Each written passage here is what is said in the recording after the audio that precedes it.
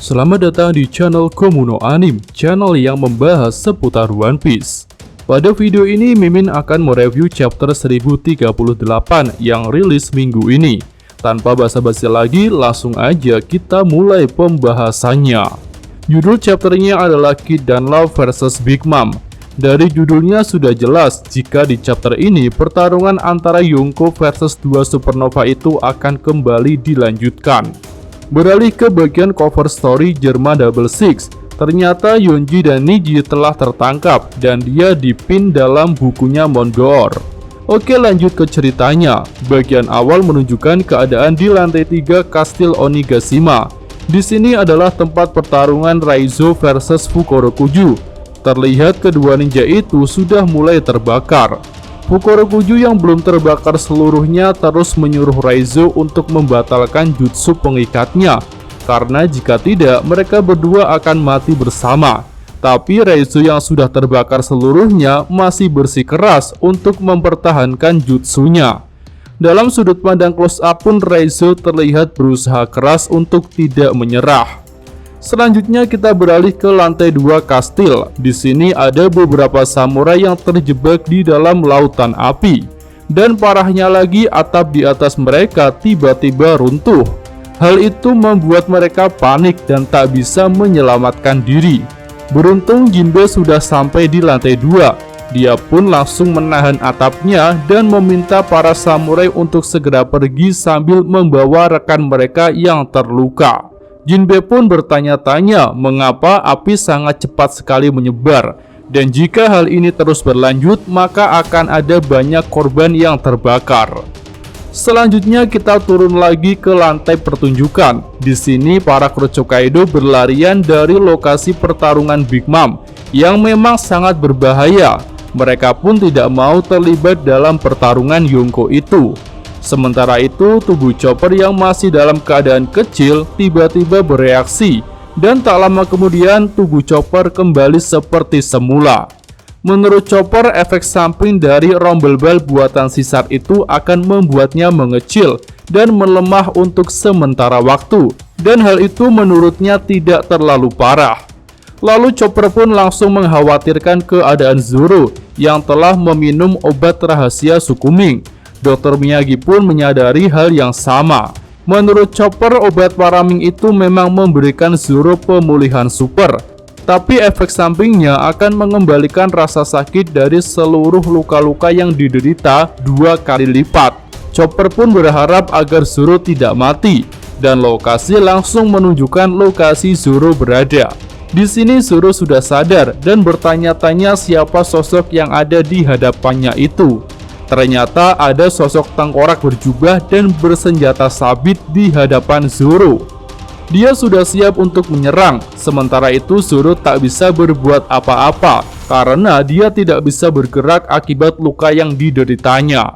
Selanjutnya ada peta kecil yang menunjukkan keberadaan Franky, dan ternyata dia sudah cukup dekat dengan lokasi Zoro. Franky sendiri memang sedang mencari Zoro. Sebelumnya mereka terpisah karena King telah menghempaskan Zoro dengan serangannya. Lanjut kita beralih ke loteng lantai 1, lokasi pertarungan Izo melawan para anak buah Kaido. Di sini beberapa anak buah Kaido sudah terlihat tumbang. Lalu Izo pun melompat turun ke lantai 1. Tapi ternyata Izo juga mengalami beberapa luka. Ternyata jumlah Kuro Kaido yang dilawan Izo cukup banyak. Apalagi mereka adalah anggota bajak laut hewan buas yang cukup tangguh. Izo pun berharap Kiku dan Kinemon bisa selamat. Lanjut, tiba-tiba saat itu Izo merasakan kehadiran beberapa orang di dekatnya. Dengan refleks Izo menodongkan pistolnya. Ternyata yang datang adalah 2 anggota CP0. Izo pun langsung mengenali mereka sebagai si Purple. Lalu bos CP0 menegaskan bahwa mereka bukanlah si Purple biasa, tetapi si Purple terkuat, yaitu CP-AG0. Tapi secara tidak terduga, para CP0 ini berniat membiarkan Izo. Walaupun sebenarnya Izo juga adalah seorang bajak laut. Semua itu dilakukan CP0 karena sedang fokus untuk bajak laut topi jerami dulu. Kedua agen CP0 itu pun berpamitan kepada Izo dan mengatakan sampai jumpa lagi. Tapi dengan ekspresi marah, Izo meminta kedua agen CP0 itu untuk berhenti. Oke, kita lanjut menuju ke gudang senjata di bawah tanah Onigashima. Di sini Yamato sedang bergegas untuk menuju ke lokasi gudang senjata itu. Yamato pun sampai di tangga terakhir menuju ruang bawah tanah. Tapi ketika sedang menuruni tangga, Yamato melihat Kazenbo yang sudah menembus atap. Yamato pun segera bergegas untuk menghentikan Kazenbo yang sudah semakin dekat dengan tumpukan bahan peledak. Lalu dengan cepat Yamato berubah ke mode hybrid dan menggunakan teknik Namuji Hyuga. Dengan teknik itu Yamato berhasil membekukan tumpukan bahan peledak. Yamato cukup lega karena bahan peledak itu berhasil dibekukan. Karena jika sampai meledak, semuanya akan hancur. Tapi Kazenbo tidak berhenti. Monster api itu berusaha mencairkan esnya. Untuk menghentikan Kazenbo, Yamato pun menggunakan teknik Mahoroba dengan cara menyerang menggunakan kanabonya. Kazenbo pun jadi melawan. Dia mengeluarkan tangan dari tubuhnya yang langsung mengarah kepada Yamato. Akibatnya Yamato jadi masuk ke tangan Kazenbo dan merasa kesakitan. Selanjutnya kita masuk ke arena pertempuran Big Mom versus Kid dan Law.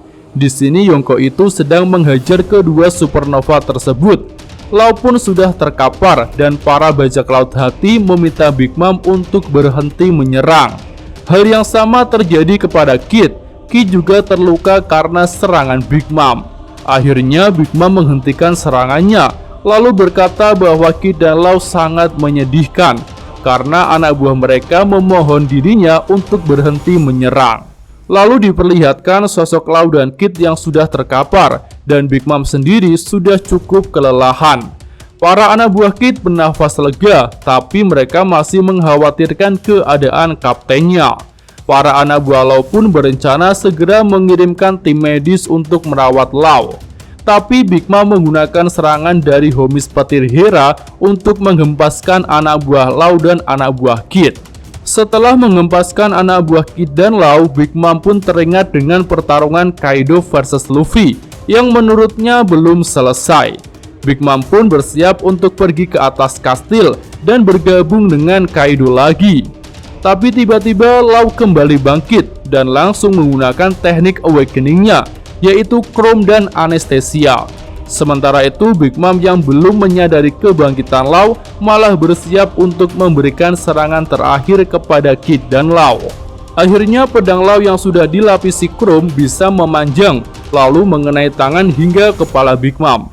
Para kru Kaido dan juga Chopper jadi terkejut melihat pedang Law memanjang dan bisa menembus hingga ke kepala Yonko itu. Law pun bersiap untuk memberikan gelombang kejut kepada Big Mom. Sementara itu Big Mom meminta Law untuk melepaskan pedangnya.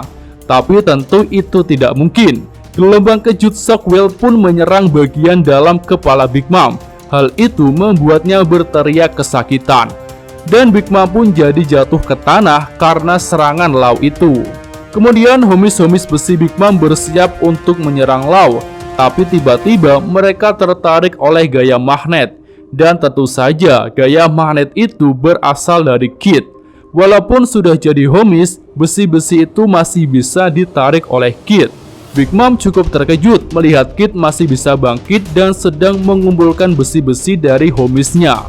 Kid pun membangun sesuatu yang besar. Pada panel ini Big Mom merasa bahwa Kid memang mengincar nyawa dan juga tahtanya. Tapi Kid membantah hal itu.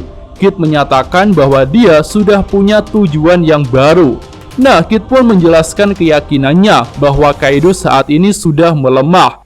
Dan para Yonko yang tak terkalahkan itu hanyalah lelucon, karena gunung pun akan mulai terkikis perlahan oleh air hujan. Dan akhirnya Kid telah menyelesaikan monster besinya. Dan ternyata itu berwujud banteng raksasa. Lalu dengan teknik Pangkornadio, banteng itu menyeruduk Big Mom. Hal itu membuat orang-orang yang melihatnya jadi terkejut, karena banteng yang dibuat Kid itu bahkan lebih besar daripada tubuh raksasa Big Mom sendiri. Dan pada panel akhir chapter ini, Kid dan Law menegaskan bahwa apapun yang terjadi, mereka akan menahan Big Mom di tempat itu dan tak akan membiarkannya naik ke atas. Oke, video review One Piece chapter 1038 pun berakhir sampai di sini. Jika ada tambahan, saran dan kritik bisa disampaikan di kolom komentar. Mimin Gomu no Anime, terima kasih.